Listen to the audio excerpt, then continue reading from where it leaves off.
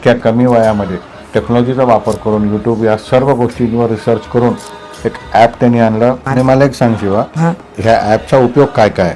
तो हा जो शिवाजी महाराजचा ॲप आहे का, ज्यांना पाहिजे की तुम्ही कुठं पुतळे बसले, जिल्हा निवडून तालुका निवडून मरण आलं पण धर्म गेला नाही, आज माझा संभाजी आणि आजचा सुविचारमध्ये आपण लढक्याला स्वराज्य हा माझा जन्मसिद्ध हक्क आहे. आणि अच्छा, सर्वप्रथम मी शिवाचं अभिनंदन करतो, आभार व्यक्त करतो की छत्रपती संभाजीनगरपासून आग्र्यापर्यंत एक शिवभक्त म्हणून मी व माझ्या सहकार्याने छत्रपती शिवाजी महाराजांचं स्मारक बसवलं. जिथे जिथे मूर्तीची स्थापना केली या सर्वांना एकत्र आणण्यासाठी दौलताबाद देवगिरीच्या पुतळ्यापासून तर आग्र्यापर्यंत किती ठिकाणी आपण महाराजांचे स्मारक करणार आहोत याची इत्थंभूत माहिती आणि सर्व स्मारकांना एकत्रित करून त्यांचा डेटा एकत्रित करून विचारांची देवाणघेवाण करण्यासाठी एक बाल शिवभक्ताने शिवाने अतिशय जोरदार ॲप बनवला.